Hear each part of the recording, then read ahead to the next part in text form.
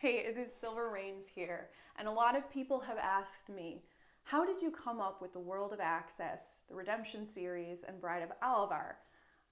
Well, it all started when I was about 15 years old, and I'm 28 now, so do the math. And I came up with the character of Alvar. I called him Peter at the time, but he was this young person who was this dragon shifter who was enslaved by this evil man to do things that were like the exact opposite of what he wanted to do. And that character just like, he stuck with me. And so I want to tell anyone, especially young writers who are maybe listening to this, like sometimes you're going to get hit with a character and that character will stick with you for like life. They won't leave you alone. They want you to write about them.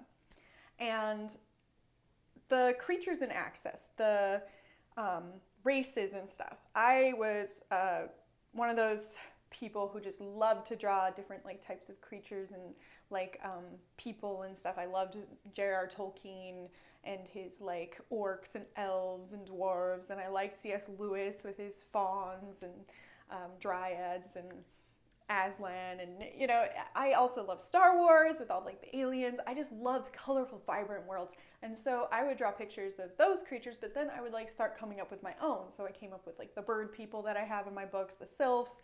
I came up with the deer people that I have in my book, the stogs, and the gobly, which are kind of based on goblins. And I kind of like have been developing this world for years and years, and then when I was about 23, I think it was, Lucy came to me, and I loved the idea that she was from our world, and she was this like normal-ish kind of girl. She just wanted a very simple, uncomplicated life. You know, everybody thought her mom was crazy, and she's told that she's engaged to this king from another world and stuff, and I named her Lucy because of my love for Chronicles of Narnia.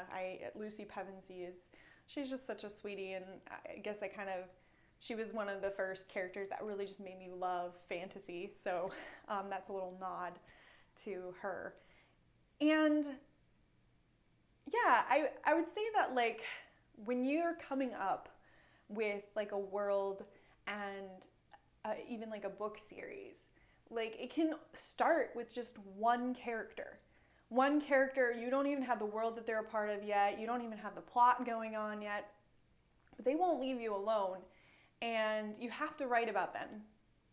So I just wanted to encourage anyone who's at any stage in the writing process, don't let go of that character, that world, those creatures, whatever you're coming up with, whatever is like filling your mind.